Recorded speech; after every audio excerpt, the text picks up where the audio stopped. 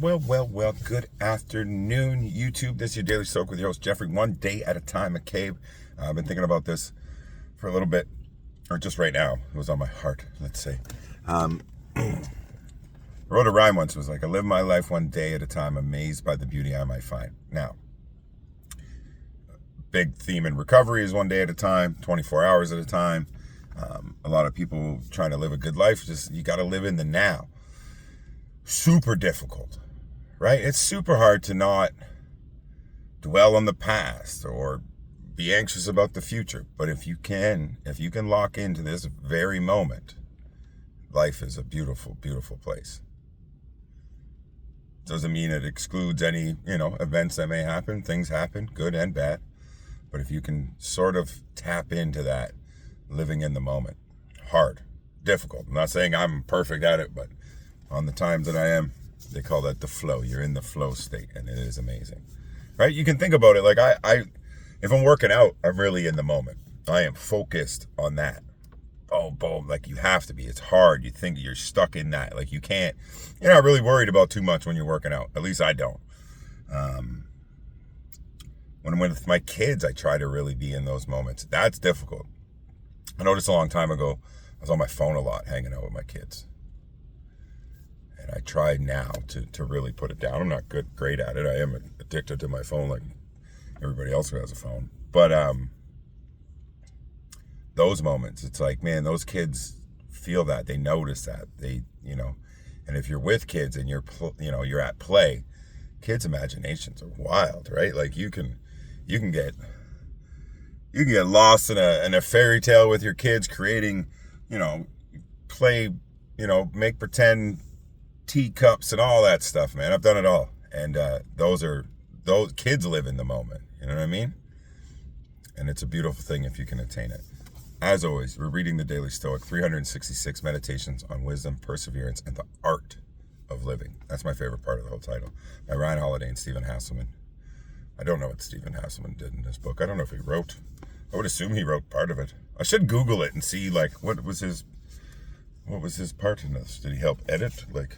It probably says it somewhere in the beginning.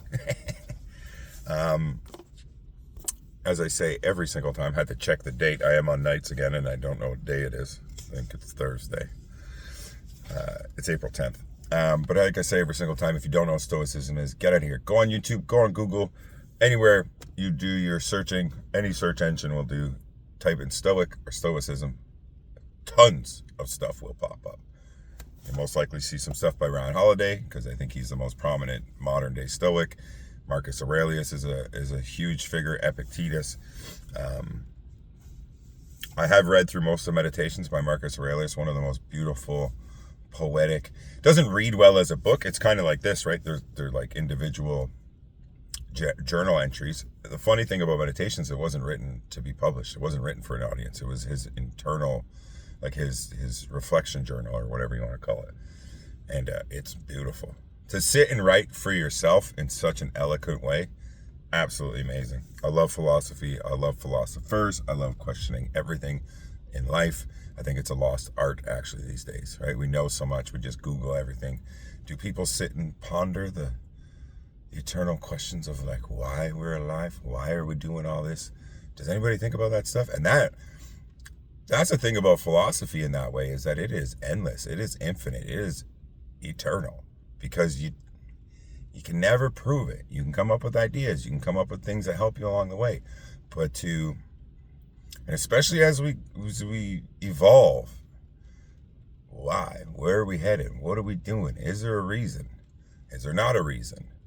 I love all of that. Today is April 10th. Judgments cause disturbance. It isn't events themselves that disturb people, but only their judgment about them. Epictetus, Echelon 5. The samurai swordsman Musashi made a distinction between our perceiving eye and our observing eye. The observing eye sees what is.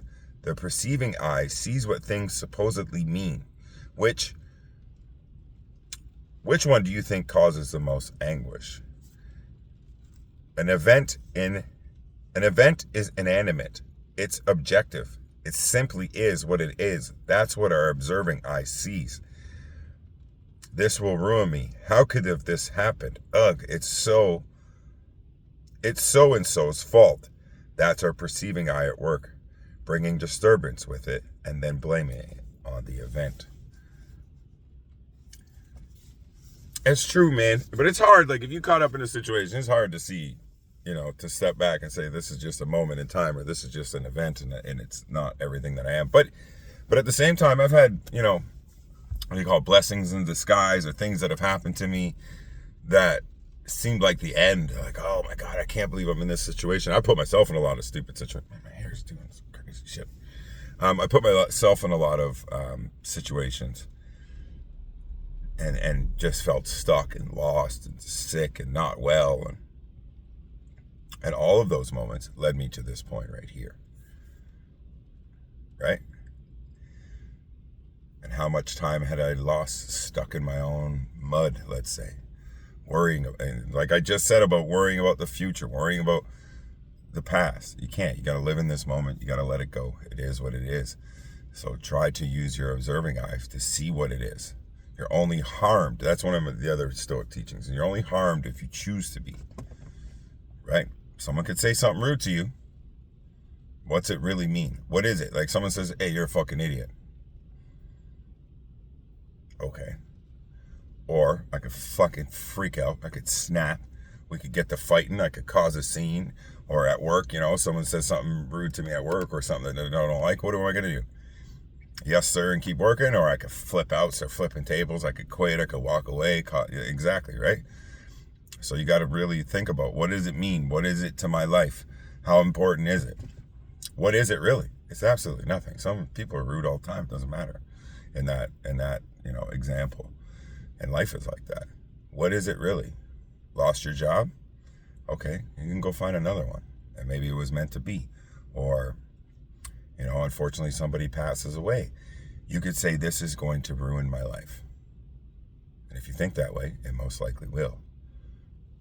Or you can grieve. Grieving is important. Don't stuff it down.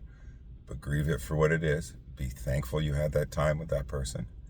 And I almost think of it as motivation when someone passes. Like, I have to do better in there. If you believe in that, in the feeling, the spirit, if somebody was there for you, like, I want to make them proud in their name, in their honor, whether they're watching or not, whatever you believe, angels or whatever. But there is a feeling, right, when someone passes, that they're kind of still with you. And it's like, would they want you to